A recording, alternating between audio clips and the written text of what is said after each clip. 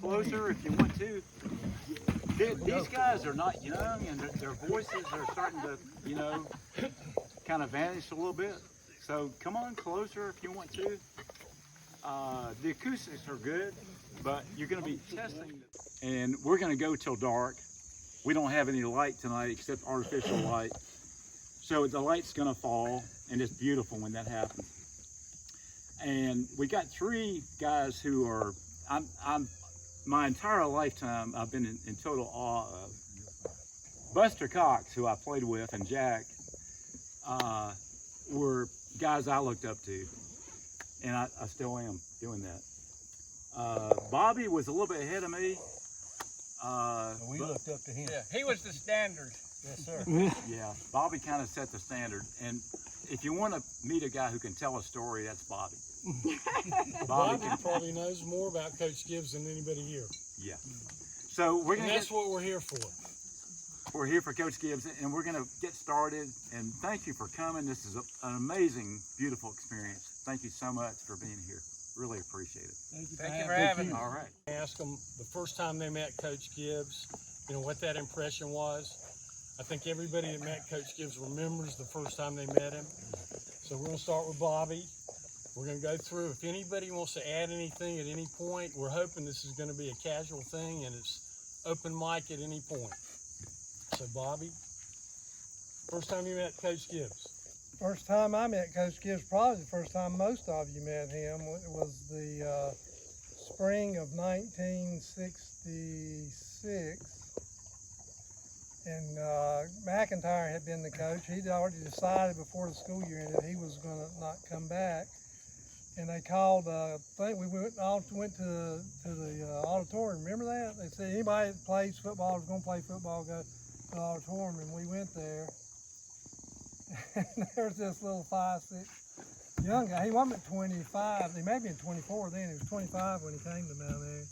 Y'all remember that? Yeah, absolutely. I wasn't in that. You We were were only done. in Ninth grade was in junior high then, yeah. wasn't it? I remember he did it, but I wasn't there. But I mean, he was crazy then, and he was walking up and down. He'd walk back and forth and yelling and screaming. And I think even to the, I don't know if it was in that meeting or later on, he told Alan Conley's class and those guys, he said, I know y'all are seniors, but y'all aren't going to do shit for me.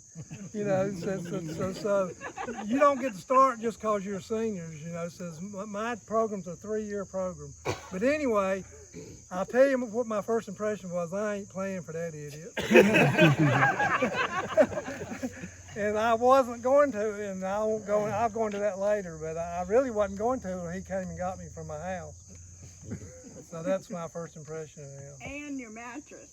Yeah, my mattress, put it on strap. He and Coach Hallman strapped it on the top of Coach Hallman's SS396 and carried me down to the gym at midnight.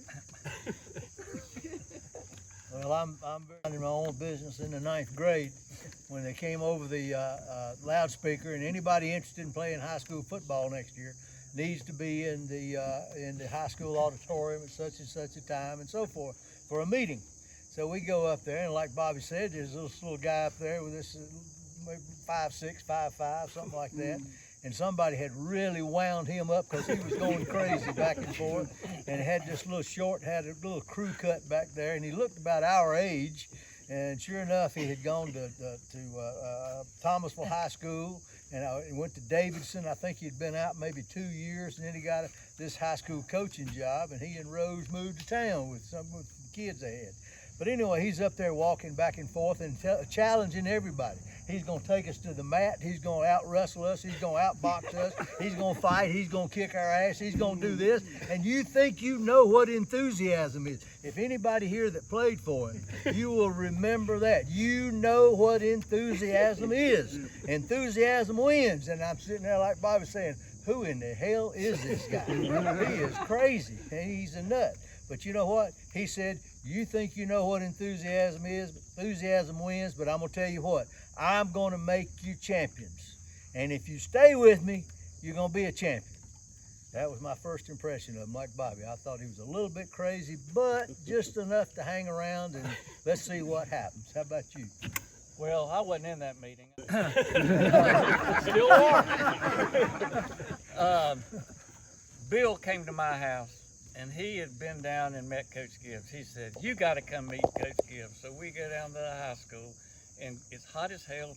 Coach Gibbs is sitting outside the gym working on football helmets. And Bill, he said something to Bill, and Bill said, "Coach, this is Buster Cox." And he goes, "Buster Cox, you look like a football player." And I was never lifted a weight in my life, had little pot belly, skinny arms, buck teeth, and I'm thinking, that guy, he can't see. But he said the right things because I wanted to play for him right off the bat. I'll tell you more later. So Deb, don't you have a first impression of Coach Gibbs? I do. I'll come up on these guys. And That's your younger sister, ain't it? Yeah. Absolutely. 4 or 5 years. I thought it was his daughter when he came up. Oh, she's beautiful. My first impression, I went through summer, and when Coach Gibbs arrived at Mt Airy, Bill would come home, and I had read all Bill's football books. Bear, Bryant, all these famous coaches, you know, it was just great. And then I had Coach Gibbs for homeroom. And so I got to see this guy. Well, I get up and I make sure I'm going to be the first person to walk in that room, in that homeroom that morning. Well, you guys, I'm sure, have seen Jerry Maguire. Well, I walked in the room. Nobody else was in there. And he said, "Are you Wall's sister?" And I said, "Yes, sir." And he said, "Well, you're a lot better looking than Wall." He had me at hello. Well, But he wasn't gay. no, he wasn't gay at all. But then, just a little bit beyond that, Frances Wilson and I were so close. And we both had him for civics. And she sat in front of me, and all we could do was look at those blue eyes. And she turned around. Wow. She turned around, and from that day on, he became hunky-dory. Wow. That was Hey, my listen, first. I don't know whether y'all know Gibbs that well or not, but he was highly religious. We found that out. It didn't take long when you were around him and you were working on something. His favorite expression was "Hell's bells," and he quoted the Bible all the time. It was Jesus wept all the time. But I figured from that he was a pretty religious guy. But you know what? We found out real fast that it wasn't going to be football as usual, because right after that meeting, you weren't allowed to have organized practices. If y'all remember that, you couldn't do that. So anyway, that we were to report to the gym. And you went down to the gym and had everybody's name over here and had this little bucket of stars or something. And you had to put a star beside your name every time you worked out. And you had this series of workouts. You go there and you look at it, and you lifted weights and you ran and you did this, you did, and you jumped over this balance beam, if you remember that, so many times in a minute and whatnot. And you looked at the first sign and it says, "State champions are made, not born." You see the next sign that says "Enthusiasm wins," and you see the next sign and it's something else. It's just really a motivational type thing. And by the time you finish it, I can remember the first time I went through that, I went downstairs and I think I threw up. It was tough, but you know, the bottom line is that football was never as usual. It changed right then, and it began to change everybody's mentality. Everybody that was around it, you were going to be in shape, you were going to be better than somebody else, and you were going to win, because you were going to win internally first. You had to beat yourself before you could beat somebody else, and that was what he wanted us to do. I want to add something there. You said you could many afternoons and Sunday afternoons where Coach Gibbs called Bill and me and told us to come down to the football field. And we would run pass patterns, and he would hide in the press box because he wasn't supposed to be. That's right. And he would hide up there and tell us what to do and hide while we. Well, Coach Gibbs was the North-South All-Star coach, and he took George Snyder down with him and George Francisco down with him, and he could take an assistant coach, and he took a guy from Greensboro Page, and he could take a trainer, so he took Coach Hollingsworth as his trainer. So that was his offensive line, and I was his manager. And Coach Gibbs went down there, and we'd been there about a day, and he said, Bill, I want you to go get their playbook. I said, well, okay. So the next day, everybody got up. We were in those old dorms at East Carolina, and we were right next to each other. Got up the next morning, and both teams were out practicing. I just walked over and walked down the hallway, and there was a playbook. Some guy had a playbook on his bed. So I took the playbook and took it to Coach Gibbs. So, Coach Gibbs would push every inch. Played baseball. The only reason I played baseball was because Buster and Steve Poole played baseball, and we ran pass patterns before practice. We ran football pass patterns before baseball practice. So he kind of had some Belichick in him. I think they Did were. he teach you how to sprint out? It was a jolly log. Which how that UNC played Kentucky, What'd she say? When UNC played Kentucky. Kentucky. and you were at UNC, and you wanted to. I had a date. Carolina was playing Kentucky. Coach Gibbs was Kentucky coach, and was trying to impress my date, and was telling her all about our high school football, and that's my coach. Coach Gibbs out there, and I figured out where they were going to run off the field. So I had my date over there, and Coach Gibbs comes running by, and I said, "Hey, Coach!" And he goes, "That's it." Very impressive, with my date. But anyway, the thing about it, Coach Gibbs never let me down, ever. I don't ever remember a time he let me down. But the next week, I got a letter in the mail addressed to me as a student at the University of North Carolina. I don't know. And they delivered it to me, and he told me he was sorry. He didn't have a chance to stop. He said, we lost. And that was Coach Gibbs. But he did try to kill everybody at practice. I don't know whether everybody remembers that or not. But we never got water at practices. No. You were a team, and buddy, the only thing we ever got was occasionally there was a bucket of water out there and a towel. And that towel went down into the water bucket, and it came up, and finally you tried to get you had a little square inch of real estate on that towel this wide because everybody else was trying to suck on that towel at the same time you were. And you didn't care who was beside you and who had just had it, but you had to get your suck of that little bit of water on that. Well, I'm going to tell you my version of that story. I'm going to tell on Jack.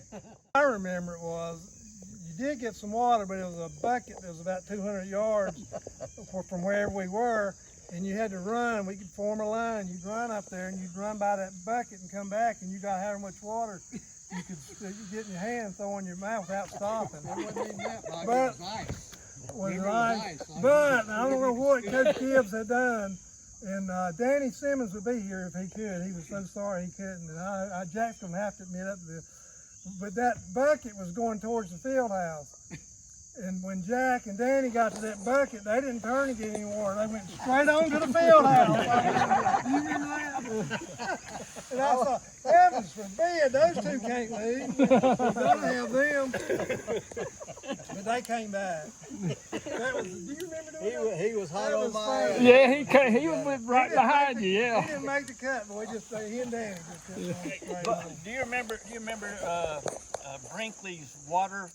Yes. Yeah, let me tell this. Okay, you go ahead. Go ahead, Gary.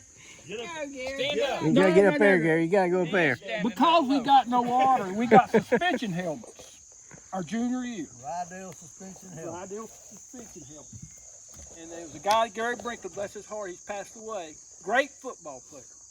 But he figured out, he put a little, fill up a water bag and you tie it with a wrap A or little something. Ziploc bag. Yeah. and you could put it up there in that suspension helmet, and a tube would come down and have a little thing in it. And you plugged it up with the little men in Candyland or Clue or No, something. it was a cone from a tooth. We found out that you break the little tooth out of a comb and plug it in there, and it was enough to keep it from leaking. Yes. And so He sold those things for 50 cents. Yep. Everybody bought one. It cost him 8 cents. Cause I was in the same class as he does when he was figured out 8 cents to make it. Everybody bought one of them, you know. We was over there standing around, pull that thing out, getting a little drink of water, and we thought we was doing good. About the second or third time we went out for practice, Coach Gibbs realized that those things was up there in the top. We went head on to every one of them busted. So when you come up, And water was wet. running down your face. He You were knew done. he was done, and that was and the first camp. None of us had ever been to football camp. Alan, y'all didn't go to football camp before. Where's Alan Conley at? Y'all didn't have football camp. His senior year. Yeah. Okay. That Was Gibbs' first year. We tried to break him in, but it didn't work. And we went, and we stayed up having a good time, laughing, because you got a bunch of boys in the gym. We was having a good. The next day, it was, oh my gosh, he like to kill us. I thought I was gonna die. I'll be honest with you. And you'd be on the ground throwing up. I mean, that's how bad it was. And he'd say, "Get up off the ground, boy. You killing the grass." And next night, when the lights went out, there wasn't a word spoken. All these years, I felt guilty.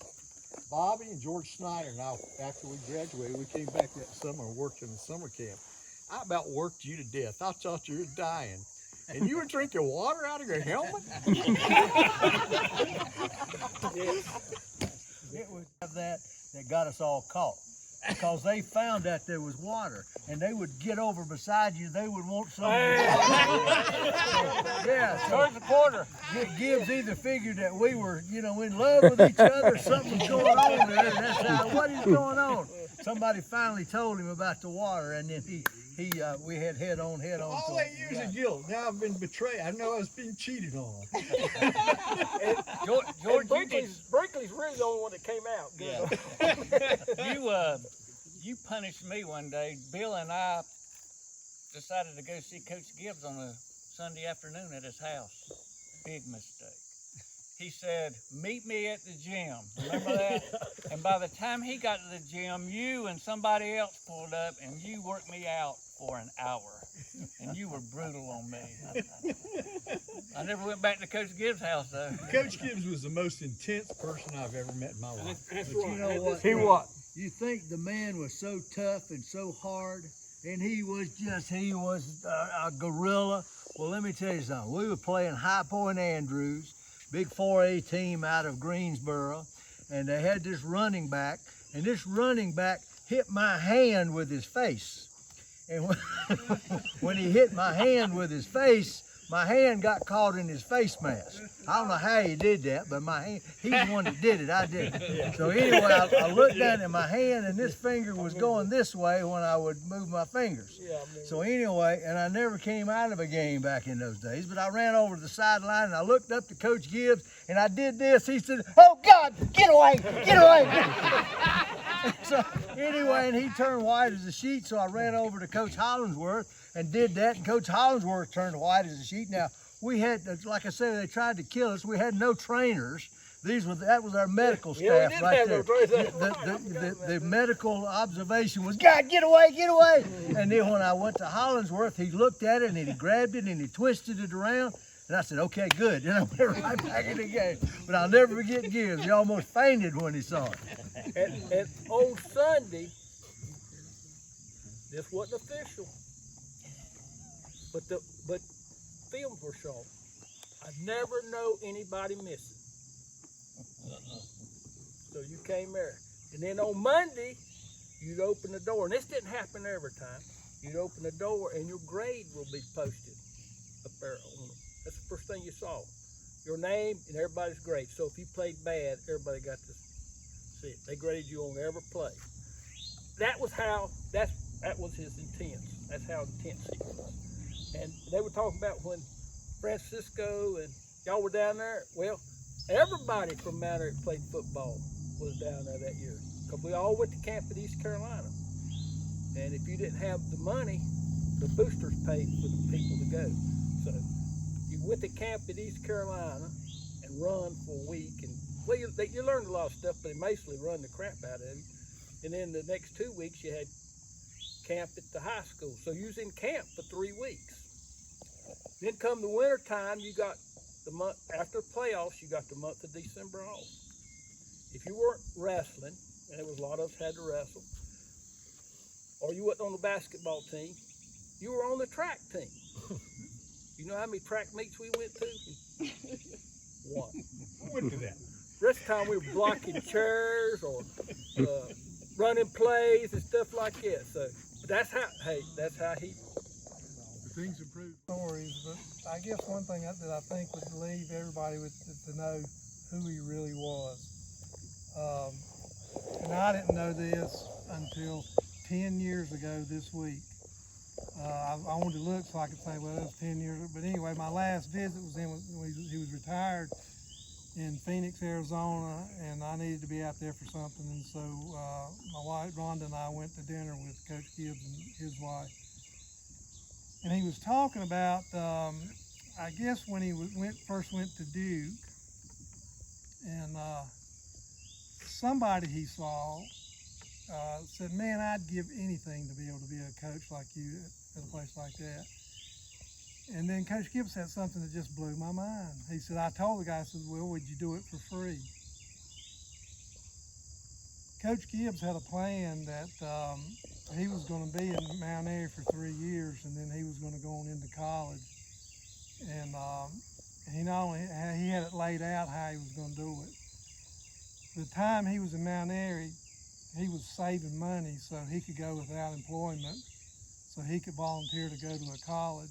And it happened to be Duke that he came to. But he came, did y'all know that? Yeah. He came there and was paid Nothing. zero. And until we went through spring practice, and I guess he was so confident he knew if he could get in front of them for 20 days. But after spring practice, then he had a job. But this was a man that not only was enthusiastic, but that he had his plan all laid out. And it changed a little bit as he went, but he knew how he was going to get where he was headed. Wow. Well, what a great teacher he was as well, because I remember we had him for civics, and I had no idea Mt Airy what the Wall Street Journal was, but he taught us how to read the Wall Street Journal and how to make investments. And when he fought those European wars, it was like on the football field. He'd pull those khakis up and he'd dash around the floor, and it was just like, you know, you were there in the war. He was a wonderful teacher, and I've got one more statement, and I'll shut up. But I read all those articles because he was such a hero for me. And after he died, when he was in Arizona, he'd get up and have coffee with his buddies, but he gardened. And he'd take them all tomatoes every time he'd go have coffee. And he read one book a day. So what a wonderful man, what a coach, and what a legacy. Yes. We're telling all the stuff. We're playing Moorhead. Wait a minute, Bobby's next. Well, I was going to tell, we're not, when we tell these stories, we're not trying to make out that he was mean. We all loved him, or I did anyway, and we knew we had a chance. We thought we was going to win every game. That didn't happen, but he made us feel like we was going to win every game. And We were lucky. We should have won every that lady and the good-looking woman in the back. Are you married? Bobby, this was a real eye-opener for me, because I used to babysit for them in Durham, and I would go to their house, and I was thinking, this is a coach at Duke, and they lived very modestly. Little apartment. First they lived in an apartment, and then they had a house, and I don't know if it was rented or not, but their furniture was scarce, and there was not a lot of food in the refrigerator. But that really is an eye-opener, because he wanted to, he was saving for the future. He's not like a lot of people who just, you know, are not frugal with their money, but he was. So that was a real eye-opener for me. He influenced all of us. He really did. You know, that's the main thing. Somebody asked me, what made him a real coach. I read a great coach, Terry Crumpler, who's the quarterback at Madison Red, and I told him we were going to this football reunion. He said, what made him a great coach? And I laid out 5 things, but I can really think I said intense before. He was passionate. Y'all all said passionate. He believed in practice and preparation too. You got perfection. And over and over and over and over again, you were prepared. And you didn't quit. Perseverance. I mean, that carried with me through my life. Every time I get knocked down, Coach Gibbs was one of the most influential people in my life. Mine too. I'm going to say, and it was all those things stuck with me. Every time you get knocked down, you get knocked down on the football field. And I told somebody in the North-South game, I had a stinger, and I don't know if you've ever had one. Oh, yeah. And you're paralyzed. I'm out on the side. I think I'm paralyzed. He didn't care. He's just up, But he was ready. But I mean, he cared. He cared about everybody. But all those core things.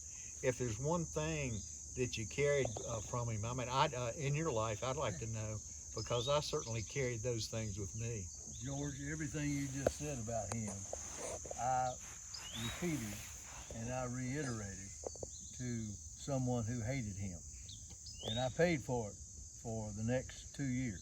Coach. Jerry McGee. And that Mike was, McGee. That was Mike Mike McGee. Yeah. I understand that, because some people did.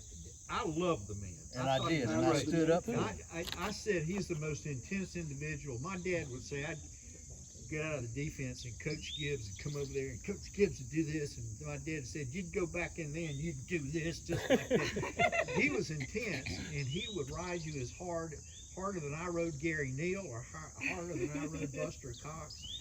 But that's the preparation you need, because he could get the best out of everything. He knew Bobby was a great flanker. He knew Jack was a great middle linebacker. I heard him talking about you once, catching the ball. Who was this guy? One of the coaches said he can really catch the ball. It says you got to watch him what he does after the ball. He could get the best out of everybody, and he made you a smooth team.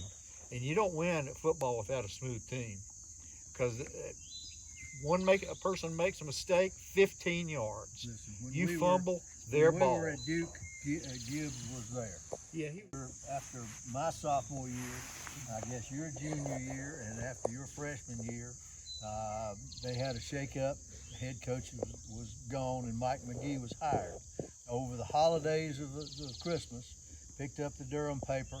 Mike McGee is hired as new head coach at Duke. Yeah. Well, okay, there's a former Duke player. The next couple of days, we pick it up. There's Alex Gibbs' picture in the Durham Herald. He's going to be the linebacker coach. Hot spit, man. I love it. I have died and gone to heaven. So anyway, about a week later or 2 weeks later, same holidays, pick up the paper again. Gibbs leaves Duke, signs with Kentucky. That's where he went up there. So that's all we knew. We didn't have a chance to talk to him. He was gone. Rose was still there and so forth, but we didn't get a chance to talk to him. We come back in, Mike McGee, he comes back in and tells us, and he gave a miniature Gibbs story about how we were going to be national champs, but he didn't have the fire that Gibbs did. But he said, I want to talk to everybody individually. I want you to sign up, come in and talk to me. My time came in, I knocked on the door, come in. I walked into Mike McGee's office. He was writing on something and never looked up. And he said, what'd you think of Alex Gibbs? I immediately proceeded to tell him exactly what I just heard George Francisco say right there. I gave him 5 stars of a class individual, a motivational, somebody who made men from boys, somebody who would give anything that they had, somebody who planned something out and got it done and so forth. I couldn't say enough good things about him. And he said, McGee said, that's enough, thanks, see you. And I was gone. That was my interview with him. But we saw what Coach Gibbs did. We did, but we didn't. What we didn't find out was how badly Mike hated Alex Gibbs. But it didn't shade what I said. The bottom line is that the man has influenced me And the way that I try to teach football officials today, Donna will tell you I got 1,000 little, my officials call them jackisms. But they're not jackisms, they're a combination of everybody that we have. You know, I tell my officials that their officiating is like us. We are a little bit of all you meet. And I tell my officials that look at other people, look at the game. It's like a buffet line. You go down that buffet line and you see this, I like that. And you put a little bit of that on your plate. You go to the next thing and you a little bit of that, a little bit of that. Well, you know what? We got a whole lot of Alex Gibbs on our plate. Every one of us, everybody that had something to do with him was around him. Yep. But one of the things that I have tell my officials today is that a goal without a plan is nothing but a dream. Yep. You can say, I'm going to do this and I'm going to do that. But Alex Gibbs was the prime of that. He had a plan. I've always heard that. Like Bobby said, he had a plan 3 years, and he had a goal, but he had a plan and a way to get there. So the other thing I want to say is this, is that time always wins. Time always wins. And everybody here, I want you to remember that.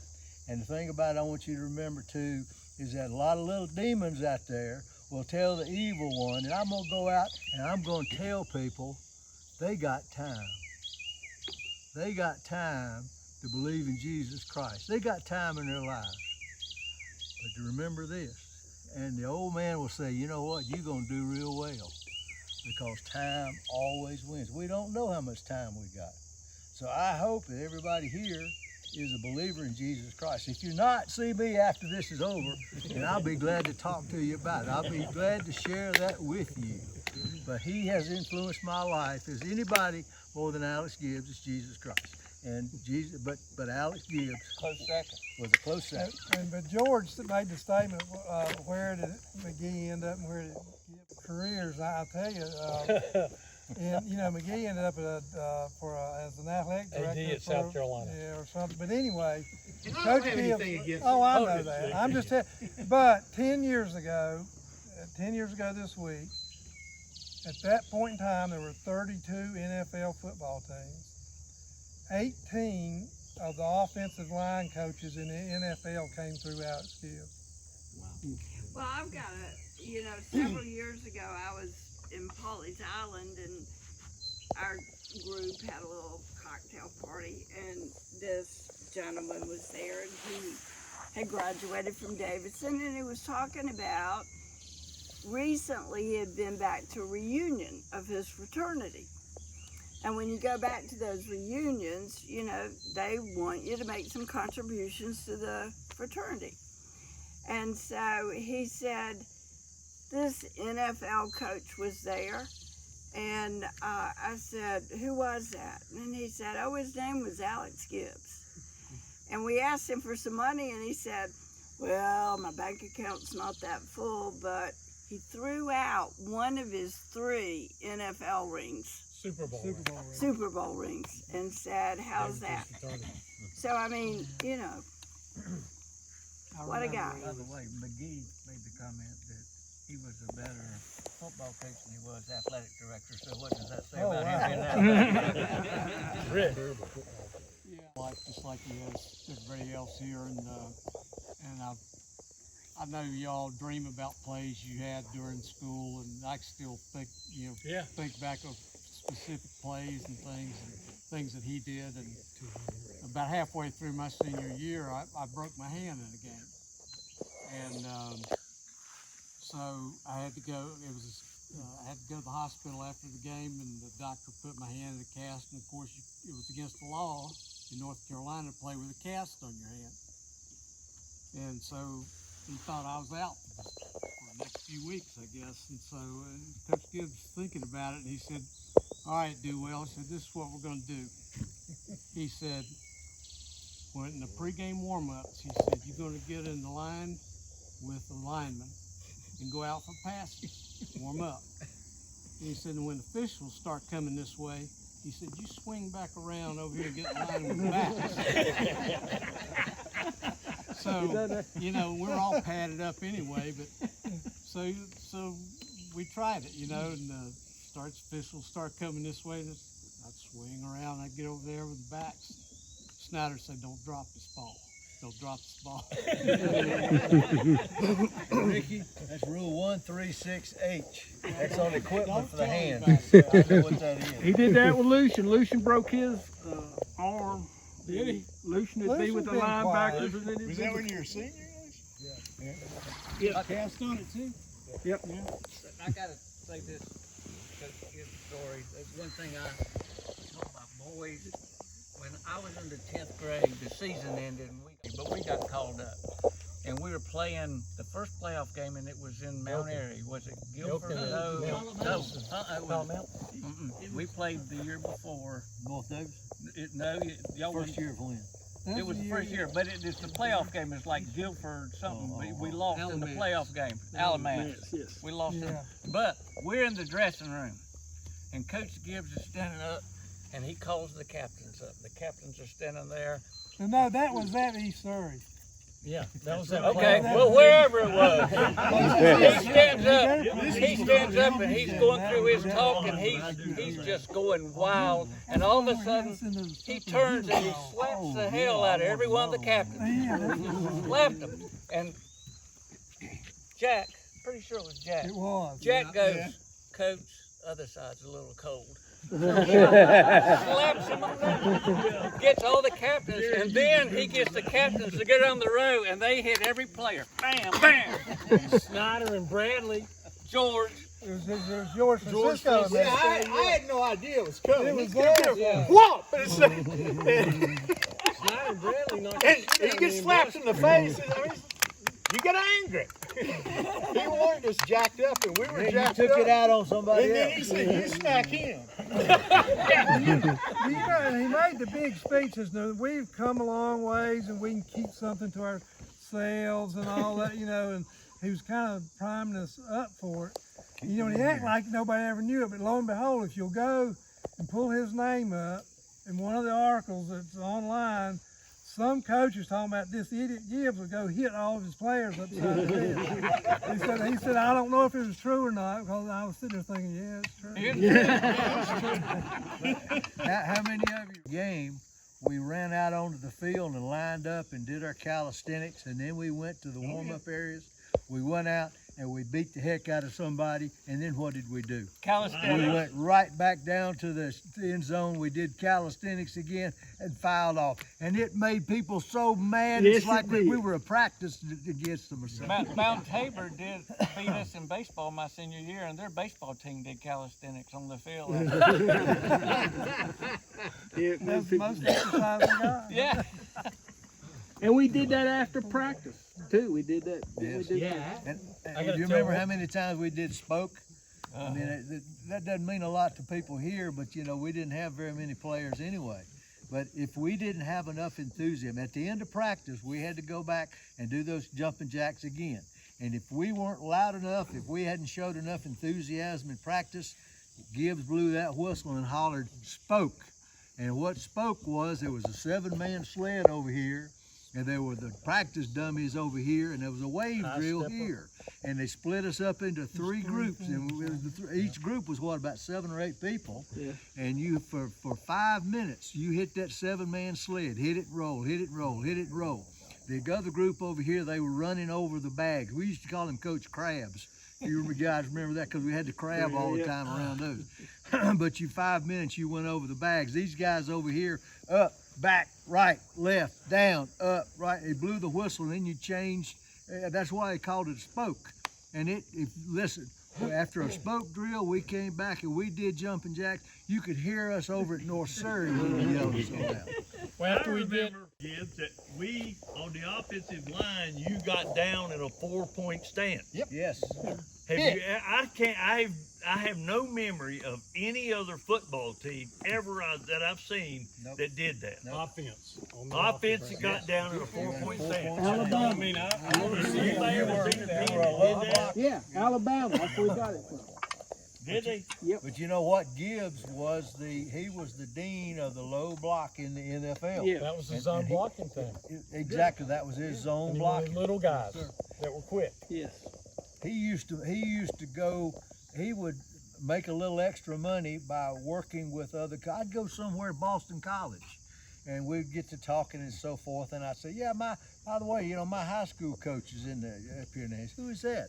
And hey, where'd you go to high school? Mount Airy. Do you know Alex Gibbs? The coaches know him. And what come to find out, Gibbs would get the video and films of their offense and come back and make suggestions on how they should block and the schemes they should do. He did that all over the country. He was famous everywhere. Remember the year the New Orleans kind of the Saints got cheated out of going to the Super Bowl? Well, Coach Gibbs was working as a consultant for them that season, and I think they were paying him over $1 million a year to come spend 2 days a month there with them, just helping them out. Yep. He was an expensive Well, consultant. he was the best. But he was good. He's the best assistant NFL coach ever, isn't he? Best offensive line coach in the Absolutely, NFL. And then he was in that first group Yeah, they got of into that. assistant coaches got inducted into the Hall of NFL Fame. Hall of Fame. Yeah. He was the first one. He's in the NFL Hall of Fame. He is. I didn't You know know, that. they had 2 years ago they decided to do something for assistant coaches, Yep. and he was the first. There was 2 of them, I think. So he's in the NFL Hall of Uh-huh. Fame? He has I 2 didn't know that. sons. I believe 2 of his sons now are they in the NFL also? No, Well, one of them's, last I saw, he's down in Florida, Central He was Florida. born Yeah, here. he was playing 10 years ago. He was at Texas Tech, I think, one of the sons. And the other one, this is a good story. The other one had played at West Point, and then he went on and got in the finance market or something, and had done pretty well. And he decided he wanted to be a football coach, so he quit all that and moved to Phoenix, where Coach Gibbs was, and coached football at a private high school there. And so Coach Gibbs was telling me about it. Says, yeah, I said, I go over and help him every now and then or something. He said, he told me, he said, Dad, said, I just can't get my offensive line fired up. They're kind of good or something. He said, yeah, okay. And he said, well, here, I tell you what. Says, when you get them here in the locker room, said, I need for y'all to leave. Says, you don't need to know nothing about this, just me and those boys. And said, I think I can help you out. And they were good after that meeting. All right, we've got a guy here that's kind of He's real special. Yeah, real I know. special. He kind of started when we did with Coach Gibbs. And if you live in Surrey County, you know this guy. His name's Dave Diamond, and he's going to say a few words.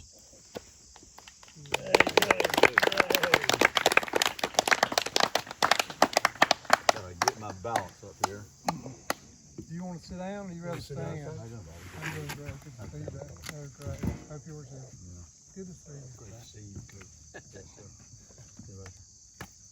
You want to sit down, Coach? No, I'm fine. You can have My first drill was him. I had no idea what I was doing. All I know I was on the baseball field.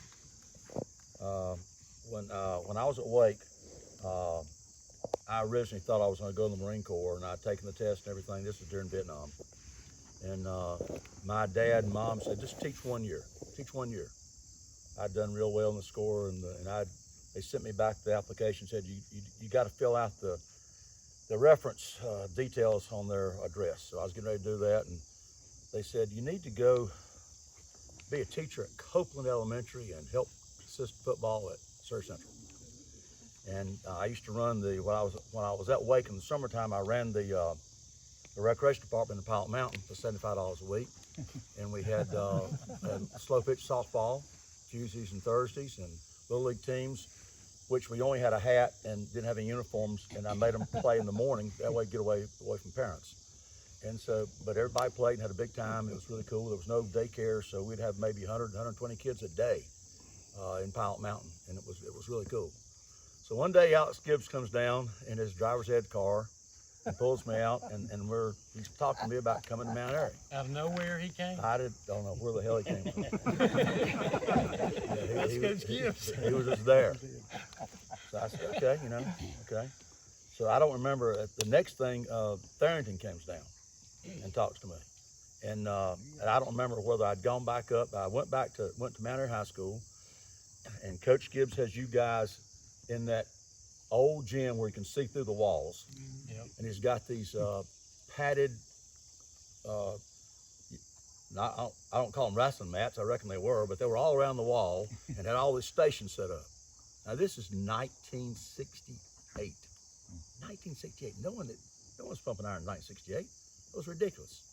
So he said, now we got 35 people and 27 have lifted today and 4 are at the beach and 3 are over here. And see that guy walking across the parking lot? That's Ted Ashby. That's going to be your JV quarterback. Sure enough, was it Ted and Steve Tickle maybe? Yep. That year? It's it.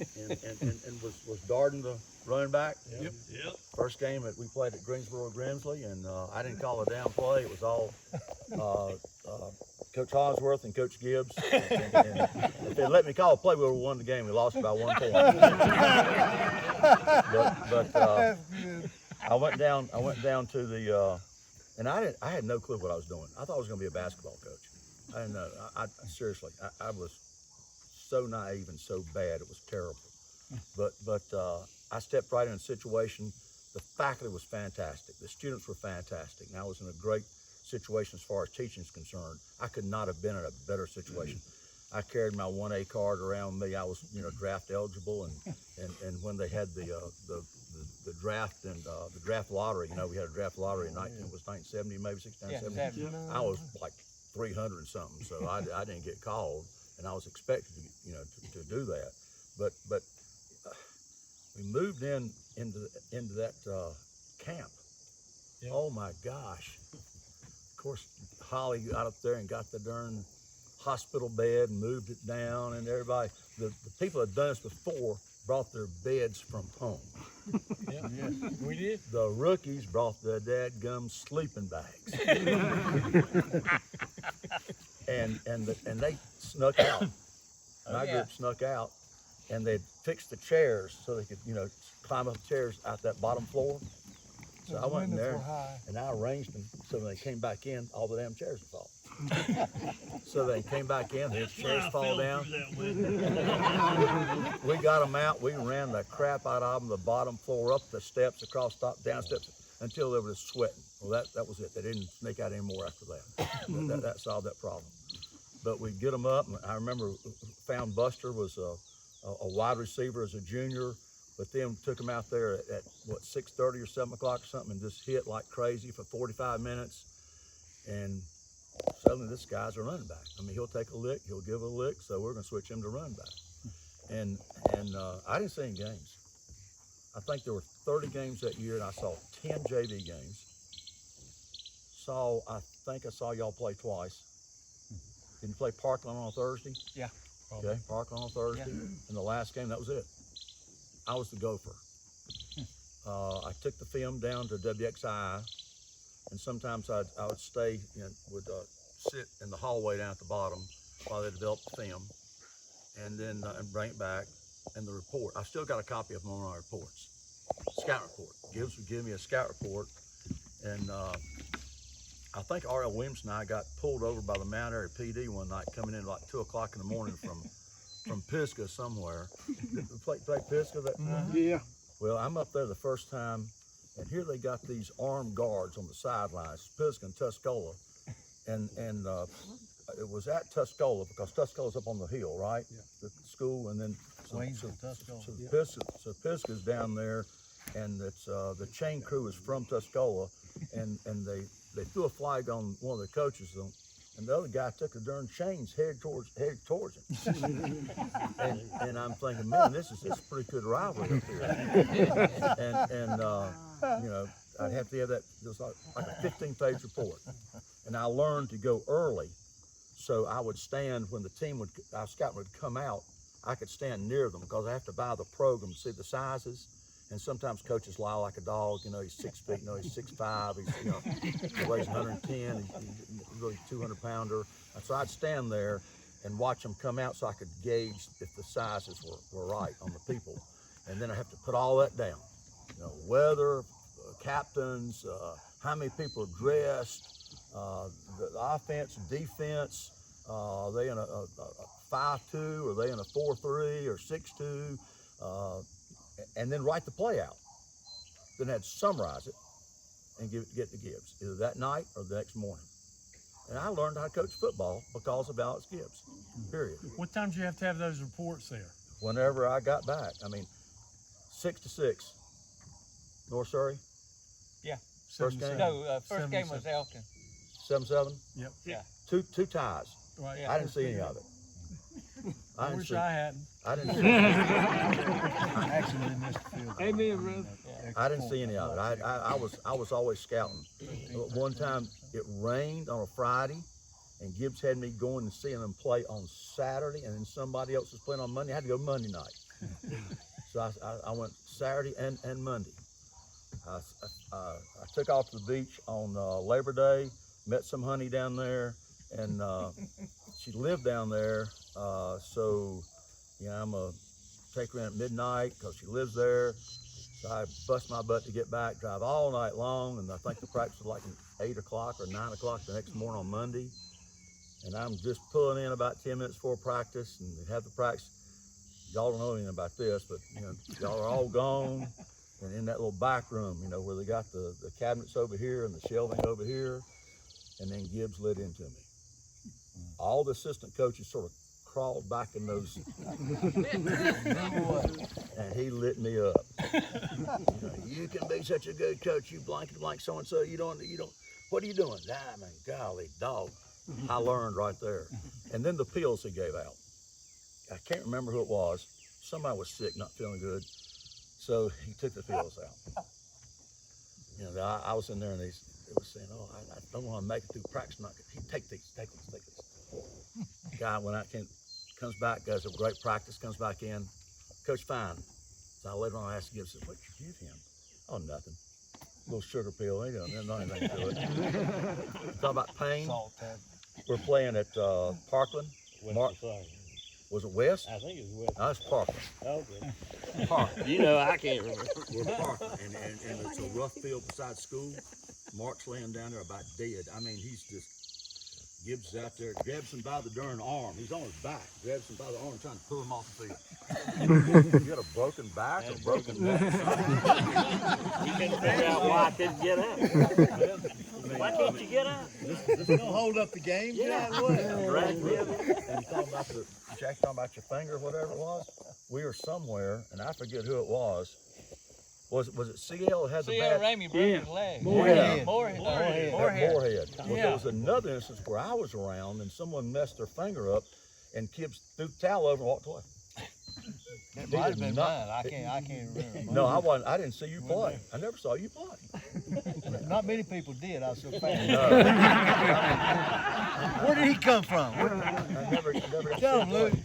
Now, I was president of the High School Athletic Association, or the Coach Association in either 06 or 07, 08, somewhere in there, and we had Alex Gibbs as our speaker. And he's talking about a teacher. Guy's great. Yeah. He, you know, all football coaches are arrogant. They think they know everything. No, come Yes, on now. totally.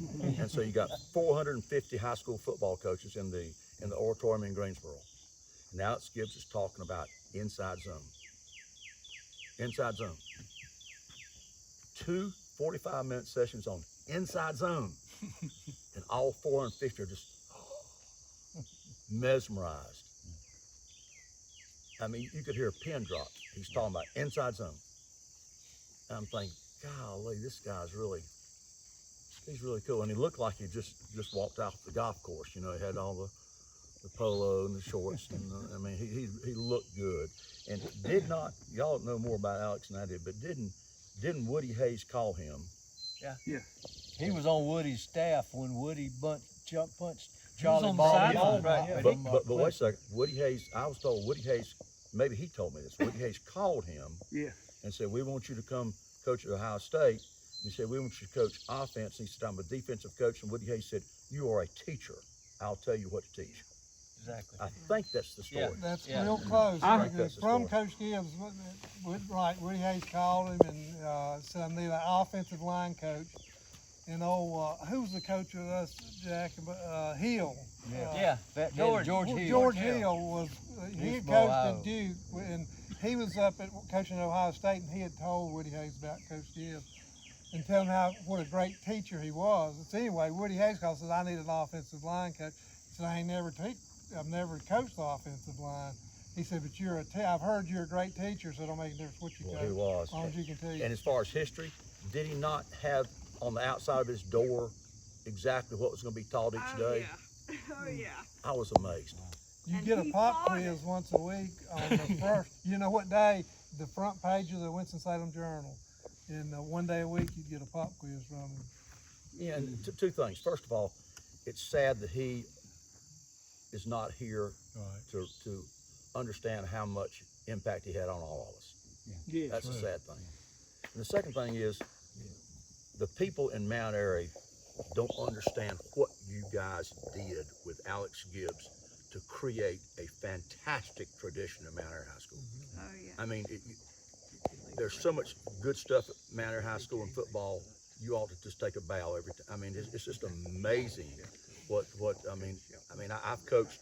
I was at East Surf for a long time, and we created the rivalry between Holly and I. It was a great rivalry when I was there.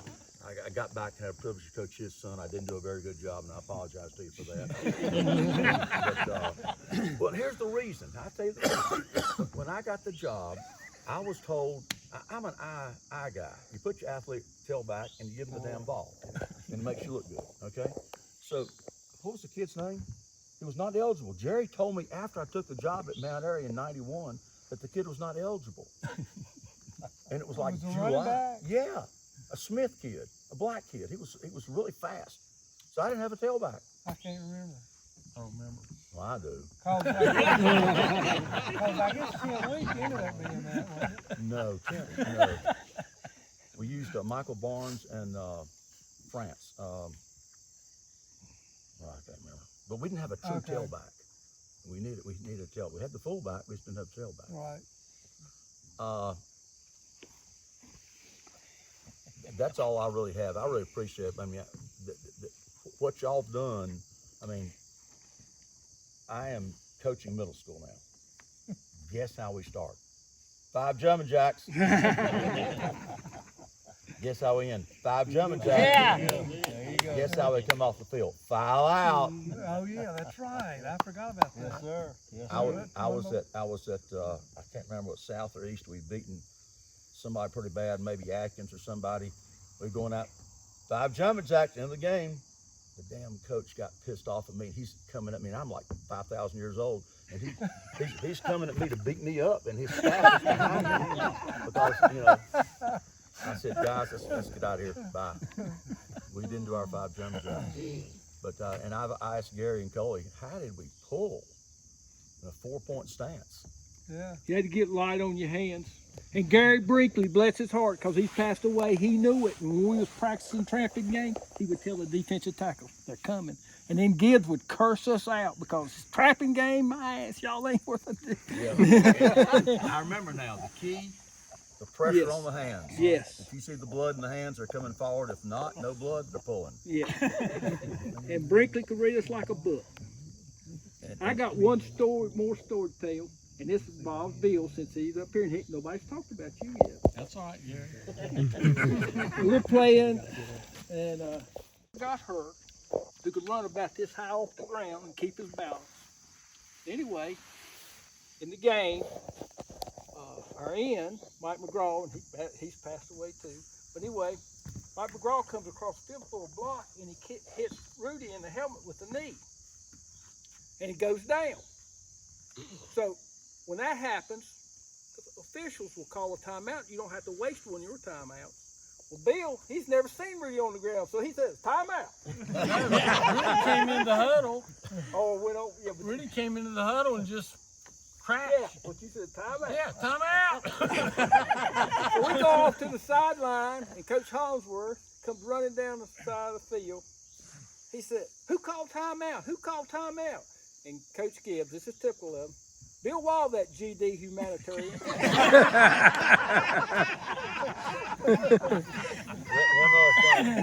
One other thing.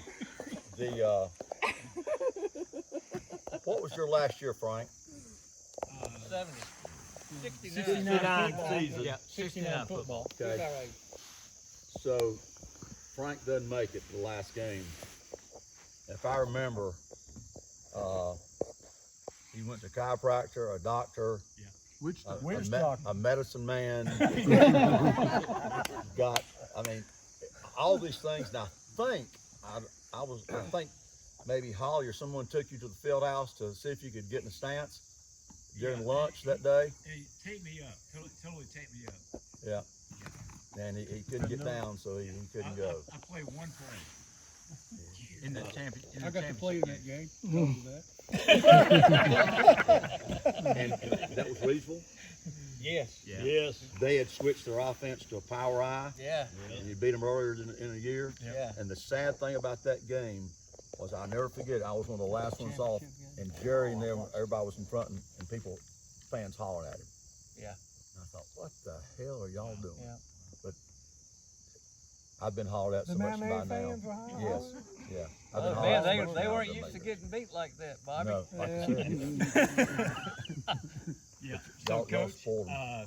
Coach Diamond. We love you, and we're here to honor you. Yeah, honor you. You're the guy who's not only been a great coach, you've had a stadium down in Pine Mountain named after you, which is incredible. You've had an incredible coaching career, but you've also done so much for this community. And you had an amazing career down in Raleigh. Incredible. Doing so much for all of us in the, what do they call it, the General Assembly? Yes. And you were down there for how many years? 20 years. 20 years. Now, this guy right here is so modest that he wasn't going to say anything about what he's contributed in his public life to the state of North Carolina. But you have. And not to mention all the stuff you've done for us here locally. You had 20 years of being a really important guy in the whole state of North Carolina, which you would never acknowledge. But I learned that about you. And you've done so much for this whole state. And we're so proud of you. And you influenced all these folks here. Anybody here who would like to say a word about Coach Diamond? I'm just gonna give him. I'm so proud to have played for him.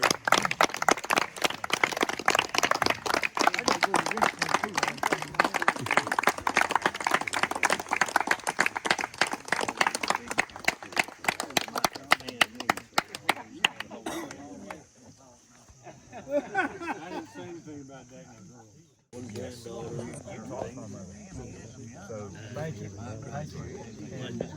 One thing. Beautiful guy. In the May of 1970, Frank's mom was teaching at the junior high. And some football players, I think it was Clinton Bullock, maybe somebody else, come up and say, Coach Diamond, are you going to participate in that walk to the mountain? Oh yeah, man, I'm going to. We had 180 students from the junior high and the high school. And we took them by activity bus at Quality Meals and walked 25 miles to the Pilot Mountain. We could not keep up with his dad. His dad led us. I was sunburned, feet were killing me. R.L. Williamson could not walk for 2 weeks. But it was a hell of an adventure. All because of your family. Yeah. And encouraged the state to buy the mountain. That's for the right. state.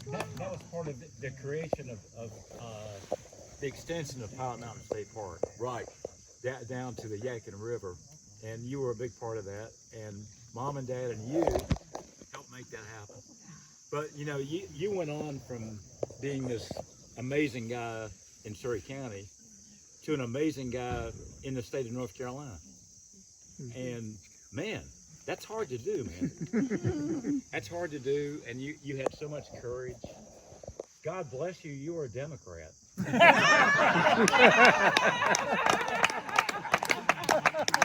mean, God bless you. That's all leading up to that.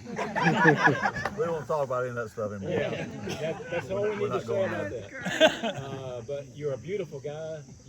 I think you told me when I ran into you at PNC Bank a couple weeks ago, when you said you were sorry about my son. Thank you. I think you told me you were 79 now. Right. Wow. 79 years old. I know. He was young.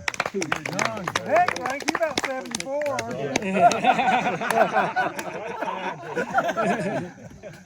And thank you, Frank, for sharing. Very nice of you. Hey, we do have to recognize two people here tonight. There are two members of Eric and the Studs here tonight, Lucian Vaughn and Ricky Dow. Y'all were my favorite group in high school.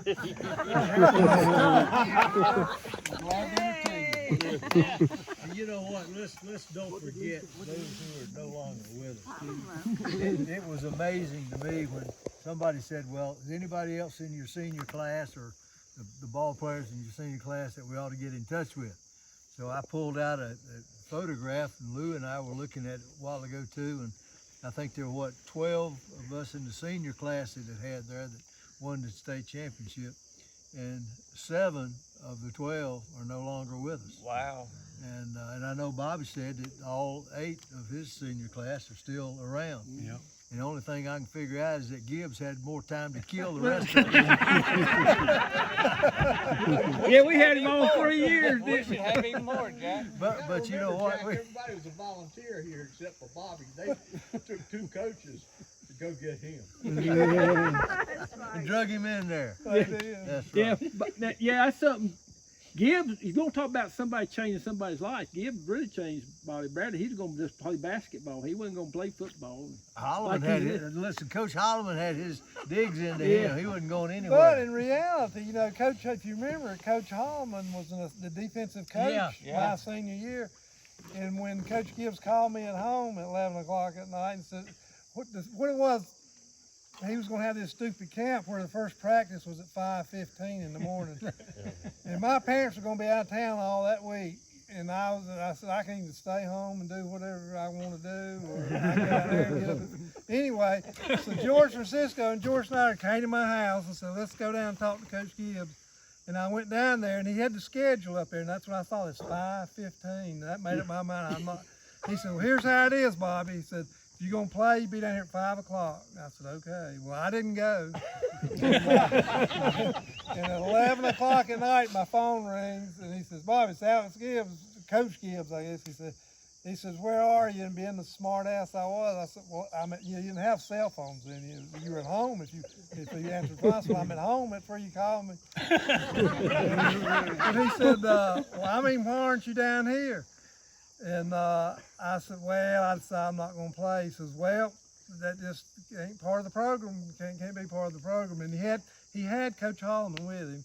He said, Coach Holloman, do you want him to come? And Coach Holloman, and I was, Coach Holloman was a pretty influential person to me then. I said, all right, y'all come get me. So they rode up there in that 396. It was the blue one. Y'all remember that? It had a bench seat, but it was 4 on the floor. Yeah. And they got my mattress, and we strapped it on top of that. And we got down to that year. It was in the junior high gym. That's right, and it was all around the hall. And everybody's asleep when we got there, and they tried to put my mattress out right in the middle of the gym floor. So when everybody woke up, I'd be that right there, and I wouldn't do that. And it did. I look back on my life.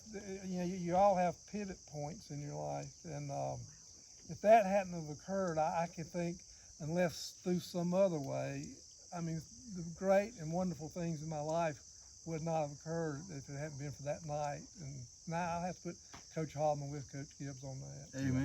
That's great. Yeah, Coach And Holloman they was a got great mad coach at each too. other for some reason. You know. Oh, I can tell you Didn't why like they got that, mad there. But, Well, I think of Eric Strickland. I can tell that. Maybe I'm running my mouth, but sorry about. But Eric and I reconnected 5, 6, 7, 8 years ago. I can't remember. And I wish he was. I talked to Eric last week, and I told him I was going to fight him if he didn't I seen come. him a text too. But Him and Charlie had he, he has this restaurant in New York City in Harlem, and anyway, he's been up there for about 4 or 5 months straight now. Hardly been back down here.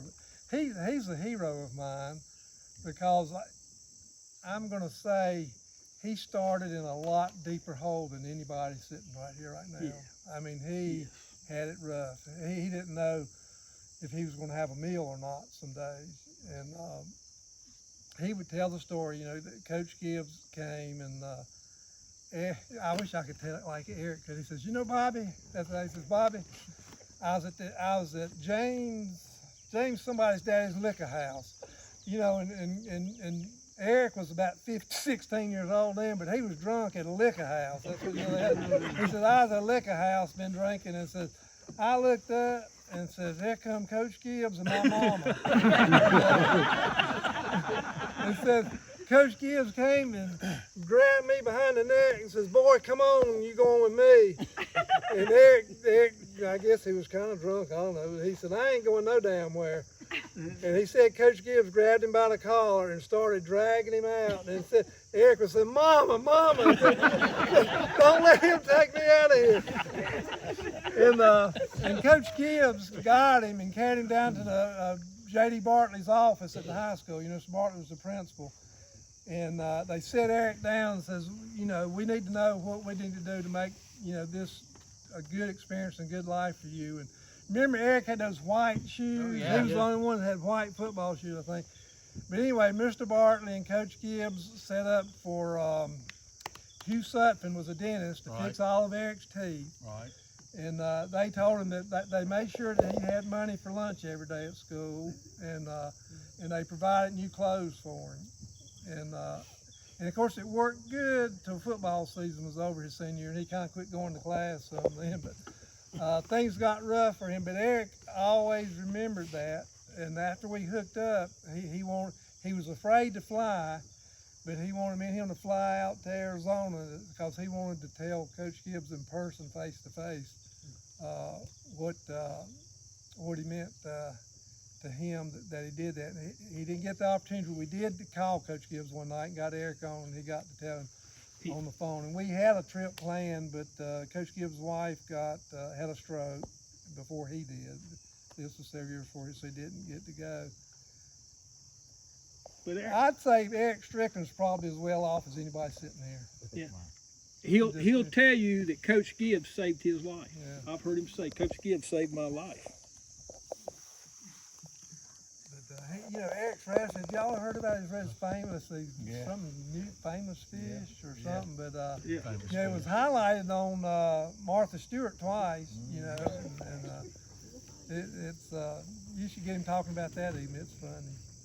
Eric's a funny guy. I wish he was here. Cause somebody wanted him to sing. My Girl. Yeah. And I told him that. You know, and I even thought about if we could have set up internet where we got Jewel and Ricky Gary Nicholson. But anyway. Most of the band here, don't you, Lou? Well, look, we got some other guys that ought to be coming up here and tell a story. Lou, come on up. Yeah, Lou. Come on. Kind of shaped who we are. So we've heard from these beautiful guys. Come on up, guys. Anybody who wants to talk about Coley Burton, where are you at, man? Steve Loftus. Alan Conley. Wait a minute. While we're waiting. Here we go. This is the guy I want to hear. Here we go. Coach Gibbs had his, you know, I told you about how he planned everything. Now, I don't know if this is 100% true, and some of you may have heard this, or if it became folklore. But the story goes, you know, when he was trying to get Coach Hollingsworth to come here and coach, Coach Hollingsworth, he wasn't but 22 years old and right out of East Carolina College, as it was known then. And for some reason, I don't know if Coach Gibbs had a brother that lived down in the eastern part, but anyway, he heard about Coach Hollingsworth. He knew Coach Hollingsworth's brother. Right, okay. Well, Coach Hollingsworth had no coaching history, but Coach Gibbs wanted him, that's who he thought he wanted to come here and coach. And Coach Hollingsworth had already signed a contract to teach that year, somewhere, Clinton or somewhere, I think. But anyway, Coach Gibbs says, look, if you'll come up here with me, he said, I'm going to be there 3 years. He says, because I'm going to win the state championship the third year I'm there, and then I'm leaving, and you'll become the head coach. Coach Hollingsworth became the head coach and was for 20-some years. He also said, Coach Gibbs, when he was interviewing him, said, these are the plays I want to run with my running backs and pass patterns. And Coach Hollingsworth goes, all right, how do you want to block for that? And Coach Gibbs said, any way you want. So he had to learn, he set up all the blocking. Yeah, he said, that's your job. Was that blocking Coach Hollingsworth? Yeah. Wow, I never knew that. Yeah, he said, that's your job. Coach Homer said, how you watch it? He said, that's your job. I guess I'm the only one here. I'm the oldest one here too, probably, but I'm the only one here from my class, I believe. You are. From the class of '67, which would have been the football team of '66. That was our third year and third coach, and it was a unique change, no question about it. But I will say this, we won the conference championship that year, and it was the first conference championship in 18 years that Mount Airy had won. And you know, you got to give credit to where credit's due, and Coach Gibbs had his own unique way, but he got everybody's attention, and he knew what he was doing. He really knew what he was doing. It was the gym, spending the 2 weeks in the gym and all the excitement that went with it. I think we got breakfast there and lunch there, and we had to leave to go get supper. Yeah. And you couldn't drive. You had to walk or ride a bicycle to go wherever you were going to go get your supper. And some of us that lived out of town learned that you could park a car at Wendy Williamson's Exxon station, ride the bike there, and then drive home and then come back. And we never got caught, I don't think. But it was an interesting time. It was an interesting time in Mount Airy because it was the year that J.J. Jones closed and we consolidated. And Coach, I was one of the captains, John Tesh and I. And Coach Gibbs grabbed us and took us to the side early as it was getting ready to happen and said, guys, we got to make this work. And there was never any effort put into making it work. It was to my knowledge, there was never an issue with the consolidation. We gained some really good football players coming out of J.J. Jones. I had played a couple of years before when Lawrence Bullock was there, and there's nobody. I was the receiver, and there's nobody I've ever seen throw a football as hard as Lawrence Bullock could throw a football. And it was a very interesting experience. I guess those of you that played know that every once in a while Coach Gibbs get a little excited on the sidelines. And we called a timeout, and I came off the field, and he said, here's the play I want, and he just mumbled something really fast. And I said, are you sure? And he said, yes. Because you never challenged him. I mean, you didn't question him. So I went out and I told George Snyder, who was the quarterback, the play. And George said, are you sure? I said, that's what I heard him say. Well, it obviously was not the right play. And I was in for one play, and he jerked me right back out and beat on my helmet and twisted my face mask off just about. But it was always an interesting experience. He was good to us. At the same time, he was very demanding. It was a totally different environment than what we had had in the years before. But I think it all got our attention, and it probably made men out of us quicker. And it really was.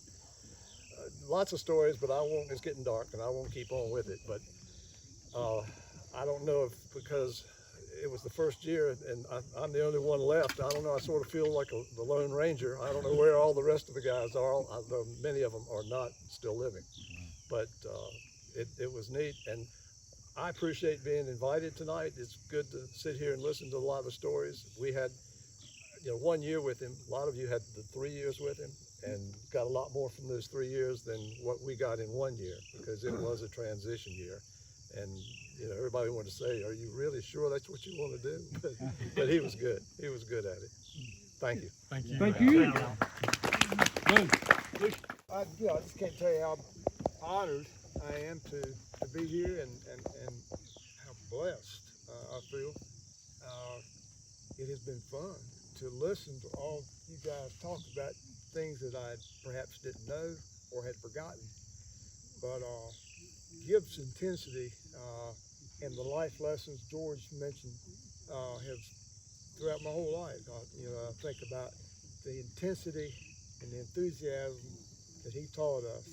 And I'll tell you, you would run through a brick wall for that guy. And you did not want to disappoint him. on the field or off the field. I mean, he demanded the best out of you, and you just did not want to stop short of that. Gary, we talked about how we bonded as a team, the chemistry, how we played for each other, and it came from him. Yes. That's, you know, we did not want to let each other down, so we did our jobs. But I'll tell you a personal story, because certainly you might as well, if somebody were to ask you who was the mentor in your life, who has been the mentors in your life, my father died when I was a senior in high school. Of course, he was my number one mentor.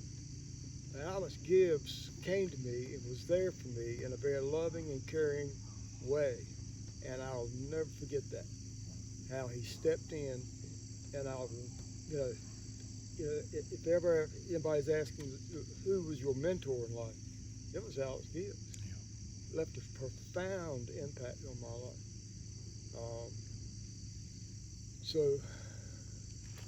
I don't know what more could be said, what you guys have already said about him, but he was a great man, and forever give him credit for a lot of life's lessons. I will tell you, one of the things that I coached in Pop Warner football for a good number of years, all my boys played football, was he would grab you by the face mask and get in your face And twist your head like that, and pop your ear hole. slap you and kick you in the butt. Right? Yeah, kick me in the butt. So thanks for allowing me to be here. I feel blessed to be a part of you fine gentlemen and great football players, and I just wish we could do more of this and get to see more of each other. Jack, good God, man. I haven't seen you in so long. You know, it was a perfect storm, I'll have to say that, because we had a wonderful influence from Gibbs, and I think he would tell you if he was here too, that he appreciated the efforts and the length that everybody went to buy in to what he wanted us to do and how he wanted us to do it. And I think it was a two-way street. It helped him, but it also magnificently helped all of us. Well said. It did. It did. Yep.